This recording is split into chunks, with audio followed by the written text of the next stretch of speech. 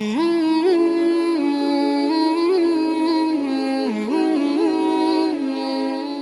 اللہ الرحمن الرحیم۔ صلح حدیبیہ اور ابو جندل رضی اللہ تعالیٰ عنہ اور ابو بصیر کا قصہ۔ سن ہجری 6 میں حضور اقدس صلی اللہ علیہ وسلم عمرے کے ارادے سے مکہ تشریف لے جا رہے تھے۔ کفار مکہ کو اس کی خبر ہوئی اور وہ اس خبر کو اپنی ذلت سمجھے، اسی لیے مزاحمت کی اور حدیبیہ میں آپ صلی اللہ علیہ وسلم کو رکنا پڑا۔ جانثار صحابہ ساتھ تھے جو حضور پاک صلی اللہ علیہ وسلم پر جان قربان کرنا فخر سمجھتے تھے۔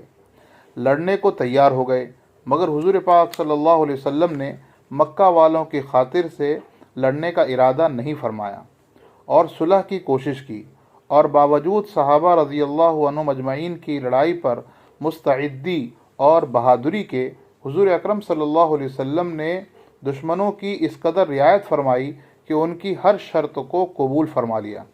صحابہ کو اس طرح دب کر صلح کرنا بہت ہی ناگوار تھا، مگر حضور پاک صلی اللہ علیہ وسلم کے ارشاد کے سامنے کیا ہو سکتا تھا کہ جانثار تھے اور فرما بردار تھے، اس لیے حضرت عمر رضی اللہ تعالیٰ عنہ جیسے بہادروں کو بھی دبنا پڑا۔ صلح میں جو شرطیں طے ہوئیں، ان شرطوں میں سے ایک شرط یہ بھی تھی کہ دشمنوں میں سے جو شخص اسلام لائے اور ہجرت کرے، مسلمان اس کو مکہ واپس کر دیں، اور مسلمانوں میں سے خدا نخواستہ اگر کوئی شخص مرتد ہو کر چلا آئے تو وہ واپس نہ کیا جائے۔ یہ صلح نامہ ابھی تک پورا لکھا بھی نہیں گیا تھا کہ حضرت ابو جندل رضی اللہ تعالیٰ عنہ ایک صحابی تھے جو اسلام لانے کی وجہ سے طرح طرح کی تکلیفیں برداشت کر رہے تھے اور زنجیروں میں بندھے ہوئے تھے۔ اسی حالت میں گرتے پڑتے مسلمانوں کے لشکر میں اس امید پر پہنچے کہ ان لوگوں کی حمایت میں جا کر اس مصیبت سے چھٹکارا پاؤں گا۔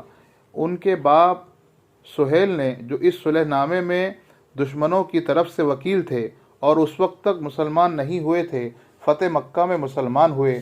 انہوں نے صاحبزادے کے تماچے مارے اور واپس لے جانے پر اصرار اور ضد کی۔ حضور پاک صلی اللہ علیہ وسلم نے ارشاد فرمایا کہ ابھی صلح نامہ مرتب بھی نہیں ہوا، اس لیے ابھی پابندی کس بات کی؟ مگر انہوں نے اصرار کیا۔ پھر حضور پاک صلی اللہ علیہ وسلم نے ارشاد فرمایا کہ ایک آدمی مجھے مانگا ہی دے دو، مگر وہ لوگ ضد پر تھے، نہ مانے۔ ابو جندل رضی اللہ تعالیٰ عنہ نے مسلمانوں کو پکار کر فریاد بھی کی کہ میں مسلمان ہو کر آیا اور کتنی مصیبتیں اٹھا چکا، اب واپس کیا جا رہا ہوں۔ اس وقت مسلمانوں کے دلوں پر جو گزر رہی ہوگی اللہ ہی کو معلوم ہے، مگر حضور پاک صلی اللہ علیہ وسلم کے ارشاد سے واپس ہوئے۔ حضور پاک صلی اللہ علیہ وسلم نے تسلی فرمائی اور صبر کرنے کا حکم دیا اور فرمایا کہ عنقریب حق تعالی شانہ تمہارے لیے راستہ نکالیں گے۔ صلح نامے کے مکمل ہو جانے کے بعد ایک دوسرے صحابی ابو بصیر بھی مسلمان ہو کر مدینہ منورہ پہنچے۔ دشمنوں نے ان کو واپس بلانے کے لیے 2 آدمی بھیجے۔ حضور اقدس صلی اللہ علیہ وسلم نے حسب وعدہ واپس فرما دیا۔ ابو بصیر نے عرض کیا، یا رسول اللہ صلی اللہ علیہ وسلم، میں مسلمان ہو کر آیا، آپ مجھے دشمنوں کے پنجے میں پھر بھیج دیتے ہیں۔ آپ صلی اللہ علیہ وسلم نے ان سے بھی صبر کرنے کو ارشاد فرمایا اور فرمایا کہ انشاءاللہ عنقریب تمہارے واسطے راستہ کھلے گا۔ یہ صحابی ان دونوں دشمنوں کے ساتھ واپس ہوئے۔ راستے میں ان میں سے ایک سے کہنے لگے کہ یار تیری یہ تلوار تو بڑی نفیس معلوم ہوتی ہے، شیخی باز آدمی ذرا سی بات میں پھول ہی جاتا ہے۔ وہ نیام سے نکال کر کہنے لگا، ہاں میں نے بہت سے لوگوں پر اس کا تجربہ کیا ہے۔ یہ کہہ کر تلوار ان کے حوالے کر دی۔ انہوں نے اسی پر اس کا تجربہ کر دیا۔ دوسرا ساتھی یہ دیکھ کر ایک کو تو نپٹا دیا، اب میرا نمبر ہے، بھاگا ہوا مدینہ آیا۔ حضور اکرم صلی اللہ علیہ وسلم کی خدمت حاضر ہو کر عرض کیا کہ میرا ساتھی تو مر چکا ہے، اب میرا نمبر ہے۔